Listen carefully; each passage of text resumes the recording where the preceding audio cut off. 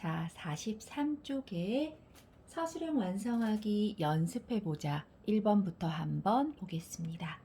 43쪽의 1번 문제는 2부터 시작해서 10까지 2 곱하기 3 곱하기 4 곱하기 5 곱하기 6 곱하기 7 곱하기 8 곱하기 9 곱하기 10 이것을 간추려서 2의 A승 곱하기 3의 B승 곱하기 5의 C승 곱하기 7의 D승으로 표현할 때 A의 B승 곱하기 C의 D승을 2의 거듭제곱으로 나타내어라 라는 문제입니다. 물어보는 문제에 대한 대답은 좀 나중에 하고요. 일단 우리가 먼저 해결해야 되는 부분은 A, B, C, D의 값을 구하는 것이겠죠. 2부터 10까지 일일이 다 우리가 이걸 곱했다가 다시 소인수분해할 우리가 그 과정을 거칠 필요가 전혀 없다는 거죠. 보세요. 2부터 10까지의 수들을 곱했다가 어차피 2, 3, 5, 7로 이루어지는 것들로 다시 소인수분해를 하지 말고 처음부터 이 곱들을 가지고 미리미리 필요한 것들은 분해하는 것이 어떨까요? 자, 선생님 얘기에 따라서 문제에서 주어진 2부터 10까지의 곱을 가지고 차근차근 분해해 가면서 다시 나타내 보겠습니다. 자, 2 더 분해할 필요 없어요. 곱하기 3도 마찬가지입니다. 4 같은 경우에는 알다시피 2의 제곱으로 분해가 되고요. 5는 그대로. 6은 알다시피 어떻게? 2 곱하기 3으로 분해되지요?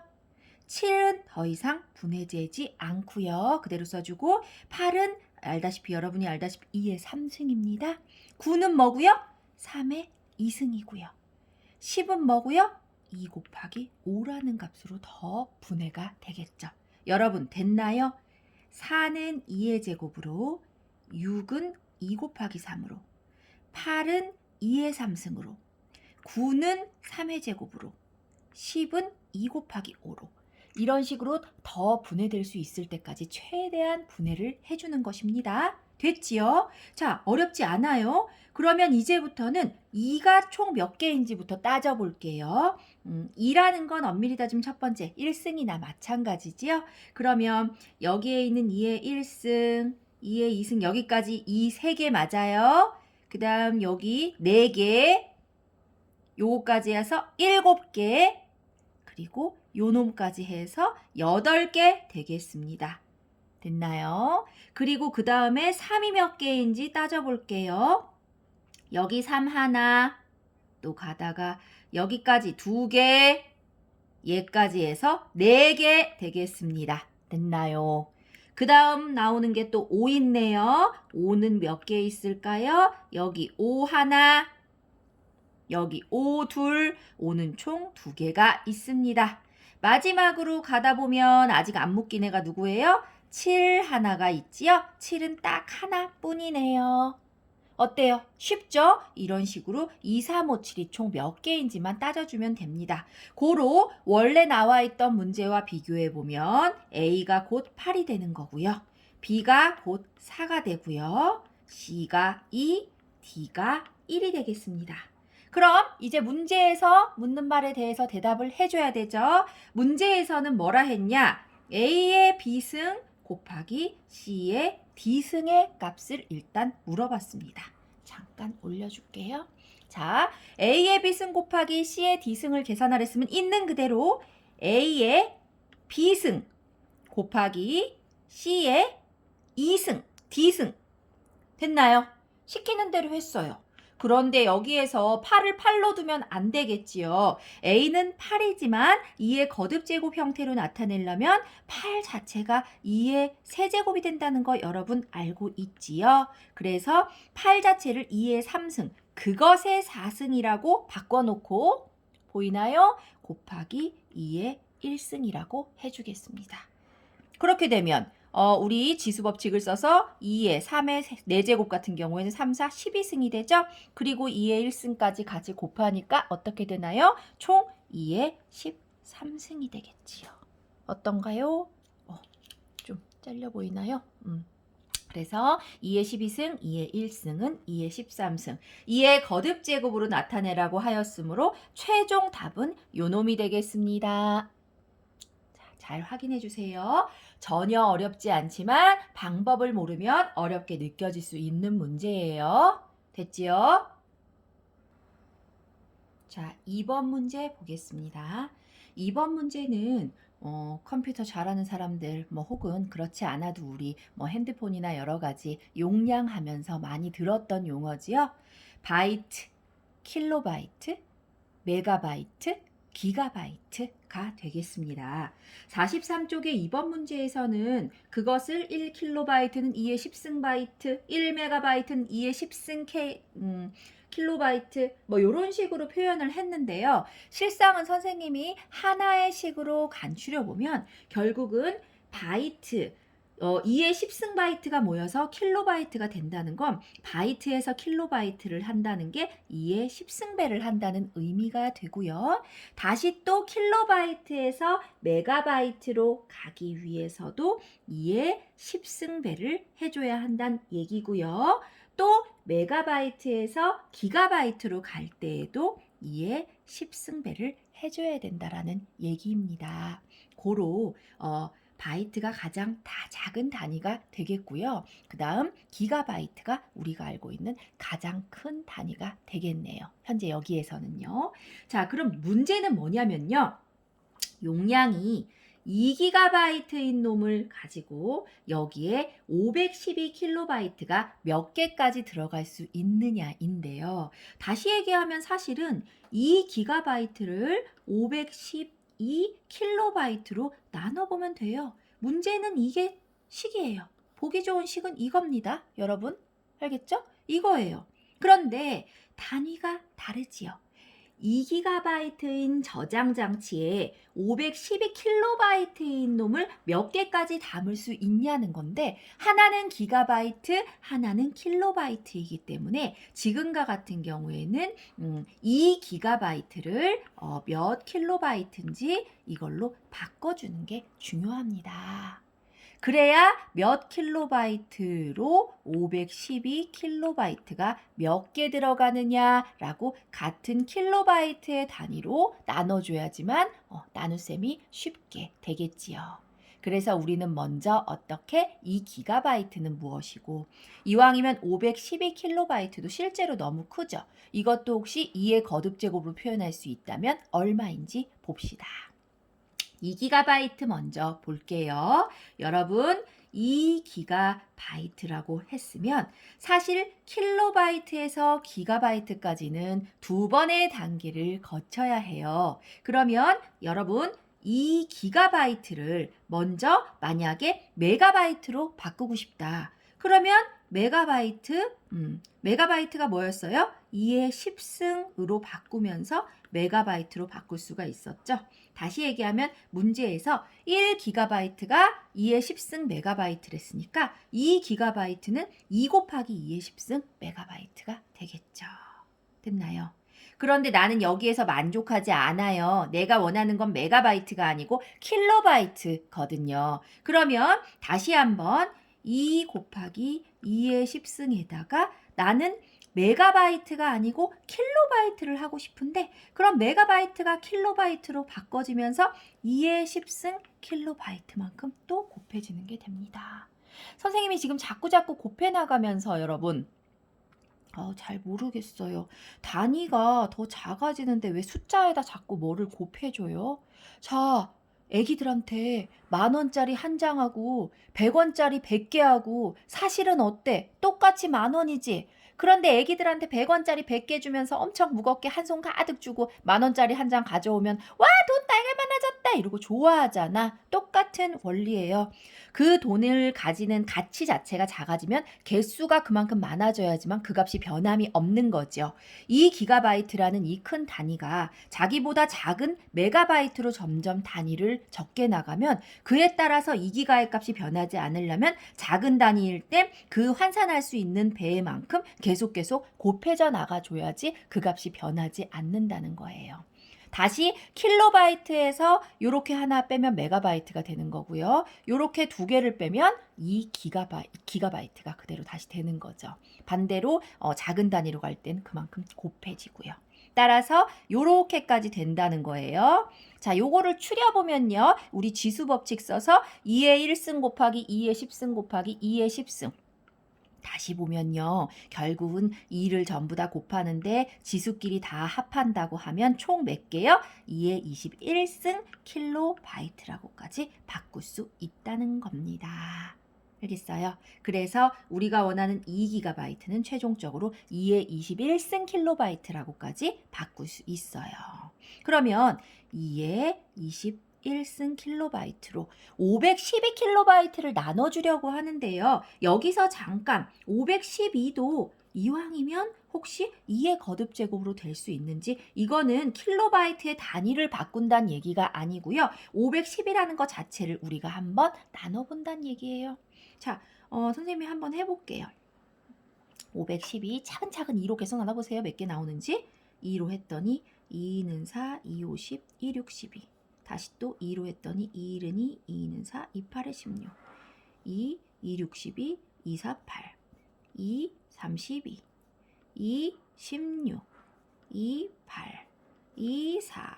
2, 2. 아이고, 해놓은 거 지금 봤나요? 이렇게 많아졌네요. 자, 이 몇 개인가 볼게요. 하나, 둘, 셋, 넷, 다섯, 여섯, 일곱, 여덟, 9개 되겠습니다. 다시 얘기하면 511을 소인수분해 해봤더니 2만 연달아서 9개 곱해져 있는 값이더래요. 그래서 512킬로바이트를 2의 구승 킬로바이트로 바꿔줄 수가 있지요. 됐죠? 자, 그러면 이 510이라는 것도 2의 구승으로 바꿔줄 수가 있다고요. 자, 그럼 여러분 문제의 본질로 다시 돌아와서 결국은 여기 있는 요 연장선상의 관계가 되겠는데요. 결국은 2GB로 512킬로바이트를 나눈다는 것은 우리 편의상 편안하게 2GB는 2의 21승 킬로바이트가 되었고요. 512킬로바이트는 2의 거듭제곱으로 바꿔봤더니 2의 9승 킬로바이트로 되었어요. 그러면 2의 9승 킬로바이트가 요 안에 몇 번 들어가는지 나누기를 해보면 되는 거죠.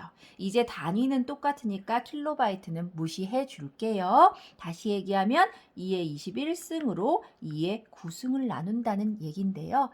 우리 나눗셈일 땐 지수 법칙에 의해서 2가 21개에서 9개만큼 없어진다는 거니까 21에서 9개 빼면 몇 개? 12개만큼이죠. 그래서 2의 12승계. 이만큼을 저장할 수 있다는 말이 되겠죠. 2의 12승계가 최종 답이 되겠습니다. 43쪽에 3번 문제 볼게요. 자, 문제는 이겁니다. 선생님 건 좀 찌그러져 있는 직사각형이 되어버렸네요. 그림과 같은 가로가 3A, 세로가 2AB인 직사각형이 있는데요. 이 직사각형을 기준으로 선분 AB를 기준으로 1회전시켜 얻어진 도형의 부피를 V1, 선분 BC를 기준으로 1회전시켜서 얻은 도형의 부피를 V2라 할 때 V1이 V2의 몇 배인지 구하여라 라는 문제입니다. 우리 1학년 2학기 배운 지 얼마 안 됐잖아요. 도형의 부피를 구하는 거예요. 직사각형을 1회전에서 얻어지면 뭐가 생긴다고 했죠? 원기둥이 생긴다고 했죠. 마음으로 머릿속으로 상상이 안 가는 친구들을 위해서 선생님이 그림 한번 그려보겠습니다. 선분 AB를 축으로 직사각형에서 조금 축소해서 그릴게요. AB 직사각형을 AB를 축으로 1회전 시켜서 얻으면 어떤 도형이 되겠어요? 이런 식으로 이렇게 생긴 원기둥이 되겠지요. 맞나요? 여기를 기준으로 얘를 1회전 시켜서 이렇게 돌렸으니까요. 자, 그러면 AB를 기준으로 1회전 시켜서 얻은 이 원기둥의 부피를 V1이라고 하라고 했는데 원기둥 부피 구하는 거 까먹지 않았죠? 밑넓이 곱하기 높이만 하면 됩니다. 자, 밑넓이는요. 이 직사각형 처음에 있던 것의 반지름이 3A, 가로가 3A니까 그것이 반지름이 되잖아요. 그러면 원의 넓이 반지름의 제곱 파이, 이게 원의 넓이죠. 곱하기 높이가 누가 되냐면 2AB가 그대로 높이가 되겠죠? 그래서 2AB. 밑넓이 곱하기 높이만 하면 기둥의 부피였어요. 자, 계산해 볼게요. 3의 1을 제곱하면 3도 제곱이 되고 A도 제곱이 됩니다. 맞아요. 그리고 파이 있어요. 그리고 2AB 있어요. 한 번만 더 예쁘게 정리할게요. 9랑 2 곱해서 18. A제곱과 여기 A 한 개 더 모아서 A의 세제곱. 그리고 B 혼자. 파이도 혼자. 요렇게까지 V1이 되네요. 됐나요? 요렇게 V1 먼저 구했어요. 그 다음 BC를 축으로 해볼게요. 자, BC는 여기를 축으로 한다는 건데요. 여기 잘 보세요. 이렇게 직사각형이 있는데 이번엔 여기를 축으로 1회전을 시킨다는 거예요. 그러면 조금만 위로 올릴까요? 여기를 기준으로 이렇게 BC를 기준으로 1회전을 시키게 되면 요 놈이 어떻게 되겠어요? 요렇게 위에서 팔라당 돌면서 요렇게 원기둥이 되겠죠? 옆으로 둔. 자리가 좀 좁으니까 요렇게까지. 그래서 요게 밑바닥이 되고 요게 높이가 되는 옆으로 누워있는 원기둥이 되겠지요. 자, 그러면 이 원기둥의 부피도 한번 구해 봅시다. 옆으로 누워있는 원기둥도 똑같아요. 이것의 부피를 V2라고 하재요. 자, 부피 구하려면 일단 밑넓이가 중요하다고 했지요. 이번에는 이 밑넓이가 되는 원의 반지름이 처음 직사각형의 세로가 되므로 처음 직사각형의 세로 2AB. 자, 2AB. 그것의 제곱 파이가 밑넓이 원의 제곱이 되겠지요. 그리고 곱하기 높이. 높이가 이번엔 요 부분이 되는 거죠. 처음 직사각형의 가로인 3A가 되는 거예요. 됐죠? 차근차근 곱해 볼게요. 2AB를 제곱하면 2도 제곱되고 A도 제곱되고 B도 제곱되고 파이가 있습니다. 거기에다 3A까지 다시 한번 정리해서 곱해보면요. 숫자 4와 3을 곱해서 12. A는 제곱에 여기 하나 더 추가돼서 세제곱. B는 제곱. 그리고 파이가 되겠죠. 자, 따라서 V1, V2 각각 선생님이 여기다가 그리고 여기다가 예쁘게 부피를 구해놨습니다. 그런데 마지막에 문제에서 뭘 물어봤다고요? 이때 V1은 V2의 몇 배인가 라고 했어요. 당연히 V1은 V2의 몇 배인가 라고 물어봤으면 V1 나누기 V2를 해보면 되겠지요. 다시 얘기하면 V1 누구? 18A 세제곱 B파이 나누기 누구? 12A 세제곱 B제곱 파이. 이거를 나눈다는 거겠죠. 맞죠? 자, 그러면 나누기 할 때 선생님 뭐가 좋다 그랬냐면 얘 나누기 얘라 그랬으면 분수로. 다시 한번 정리해보면 18A 세제곱 B파이를 누구로? 12A 세제곱 B제곱 파이로 나눠준다라는 게 됩니다. 자, 한꺼번에 뭐든지 약분 마구 해놓고 답 쓰려고 하지 말고요. 천천히 숫자부터 따져주라 그랬어요. 일단 12와 18 약분해서 6으로 나누면 2가 되고 3이 남겠죠. 그래서 2분의 3까지가 최대치예요. 반가워. A 세제곱은 다 없어져. 둘이 똑같아. 파이도 반가워. 다 없어져. 파이도. 그런데 B는 똑같지 않고 위에는 한 개 있고 아래에는 두 개가 있지요. 따라서 위에 한 개를 없애준다 하더라도 밑에가 B가 한 개가 남겠지요. 맞나요? 그래서 최종적으로 나눠봤더니 요런 2B분의 3이라는 값이 남네요. 따라서 V1은 V2의 몇 배인가? 나눠봤더니 2B분의 3배라는 결론이 나옵니다. 요것이 최종 답이 되겠습니다. 됐나요? 한번 확인해 보세요. 천천히. 어렵지 않아요. 마지막 4번 문제 보겠습니다. 이 4번 문제는 중1 때도 혹은 초등학교 저학년 때부터 매번 나오는 문제예요. 여러분이 알지는 모르겠지만 딱 보면 말투가 어떻게? 어떤 식을 가지고 혹은 어떤 값을 가지고 내가 이렇게 하려고 했는데 잘못하여 이렇게 했더니 이렇게 나왔다. 그럼 바르게 계산한 값은 얼마인가? 라는 문제지요. 어떠한 2차식이 됐건 1차식이 됐건 혹은 숫자 값이 됐건 초등학교 때부터 혹은 지금 중학교 그리고 거슬러 가서 더 올라가서 고등학교 때까지 계속 자주 나오는 문제 유형이 되겠습니다. 사실은 계산만 할 줄 알면 이 문제 자체에 대한 의미를 이해하는 데는 전혀 어려움이 없는데 성질 급한 놈들 맨날 선생님이 그렇게 강조하는데도 틀리고 또 틀리죠. 자, 이 문제 이제 더 이상은 계산을 못해서 실수는 예를 들어서 할지언정 이 문제 자체의 식을 세우는데 어려워하지 말길 바랍니다. 문제를 천천히 읽어보세요. 4번에 어떤 식에서 선생님은 지금 어떤 식이라고 매번 쓰기가 불편해서 어떤 식이라는 걸 네모로 둘게요. 자, 그러면 어떤 식을 네모라고 하면 선생님이 있는 그대로 한번 요대로 식을 표현해 봤습니다. 어떤 식에서 x제곱 마이너스 5x 플러스 4라는 요 식을 빼야 할 것을 그랬어요. 그게 중요해요. 어떤 식에서 이 식을 빼야 할 것을 이게 원래 처음에 계획이었어요. 이렇게 해야 할 것을 이게 바로 바르게 하려던 나의 목적입니다. 그죠? 바르게 하려던 나의 목표였어요. 그런데 실수, 잘못해서 어떻게 했다고? 어떤 식에서 이 식을 빼야 할 것을 모르고 어떻게 했다? 더했다. 더했더니 이렇게 나왔어요. 라고까지 줬어요. 그러면 바르게 하려고 했던 그거의 계산은 어떤 식도 모르는 상태이기 때문에 우리가 해결할 수가 없겠죠. 그렇지만 잘못해서 이렇게 했더니 저렇게 나왔다라는 어떤 등식이 만들어졌습니다. 그래서 우리가 힌트를 얻어야 할 부분은 뭐예요? 잘못해서 실수로 어떻게 한 행동으로 나온 결과를 가지고 어쨌건 처음에 그 어떤 식이 누구였는지를 알아내는 게 첫 번째 과제입니다. 그러면 자, 이 식에서 이 식을 더해서 요 식이 됐다고 했잖아요. 당연히 우리가 어떤 식을 구하고 싶으면 어떻게 하면 되겠어요?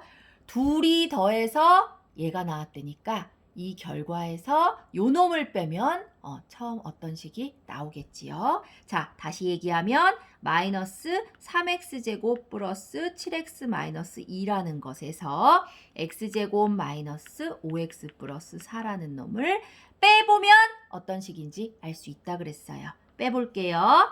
우리 다항식의 덧셈 뺄셈 어렵지 않지요? 마이너스 분배해서 잘 보세요. 마이너스 x제곱 마이너스 만나서 플러스 5x 만나서 마이너스 4 이렇게 괄호가 풀리겠죠. 그럼 동류항끼리 어떻게 계산하라고요? 마이너스 3x제곱과 마이너스 x제곱 요걸 계산하니까 마이너스 4x제곱 플러스 7x와 플러스 5x 모아서 플러스 12x 그리고 마이너스 2와 마이너스 4라는 상수와 모아서 마이너스 6이 됐지요. 어때요? 어렵지 않죠? 이렇게 계산해준 이것이 바로 네모라는 어떤 식이 된다라는 거예요. 이게 바로 어떤 식을 우리가 계산한 겁니다. 문제에서 4번에 1번 어떤 식을 구하라고 했죠? 요 지금 밑줄 그어준 것이 답이 되겠지요. 그러면 2번에서는 뭐라 그랬냐면 그러면 바르게 계산한 식을 구하시오 라고 했어요. 우리 바르게 어디 있어요? 여기 있어요. 바르게는 어떤 식에서 이 식을 빼려고 하는 거라고 했죠. 우리 어떤 식 여기다 구했어요. 다시 얘기하면 바르게 계산했다는 것은 마이너스 4x제곱 플러스 12x 마이너스 6이라는 어떤 식에서 우리가 구한 그 어떤 식에서 자 처음에 x제곱 마이너스 5x 플러스 4라는 걸 빼라고 했으니까 x제곱 마이너스 5x 플러스 4를 빼자. 이것만 계산해주면 이제 드디어 실수 없이 바르게 계산한다는 것이 되는 거죠. 자, 괄호 풀어볼까요? 앞에 마이너스가 있을 경우에 요 하나하나의 항들이 다 부호 조심해야 돼요. 그러면 어떻게? 마이너스 x제곱, 5x는 플러스 5x, 4는 마이너스 4로 앞에 있는 마이너스 때문에 이렇게 나오겠죠? 자, 동류항끼리 계산해서 어떻게 되나요? 마이너스 4x제곱과 마이너스 x제곱 모아서 마이너스 5x제곱이 되고요. 플러스 12x와 플러스 5x 모아서 플러스 17x가 되고요. 마이너스 6과 마이너스 4 상수항 모아서 마이너스 10이 되겠습니다. 어때요? 이게 바로 바르게 계산한 식 최종 답이 되겠습니다. 이게 바르게 계산한 식. 이게 2번 답이 되겠네요. 됐죠? 자, 그래서 43쪽에 있는 4번까지 네 문제 풀이해봤습니다. 어렵다는 어떤 개념보다는 문제에서 사실은 기초만 탄탄히 가지고 있으면 충분히 풀 수 있는 유형의 문제들인데요. 문제를 끊어서 원하는 바를 딱딱딱 해야 되는데 그냥 쭉 긴 문제를 읽어버리고 너무 어려울 것 같아. 이러면 절대 실력은 늘지 않아요. 수학은 끈기를 가지고 그리고 국어 능력도 뛰어나야지만 잘해요. 끊어서 내가 원하는 것부터 차근차근 해결해 나가는 연습을 합시다. 혹! 이거는 구할 수 있는데 이거는 못 구하겠어요 라고 했을 때에는 여기까지 구하는 습관을 메모해 놓고 그 다음부터 내가 부족한 부분에 대해서 보충하면서 자꾸 메워나가는 연습을 해야 해요. 자, 여기 있는 네 문제 어렵다기보다는 중요한 문제입니다. 어려운 게 중요한 거 절대 아니에요. 별개의 문제입니다. 중요한 네 문제 꼭 파악하고 지나갑시다. 수고했어요.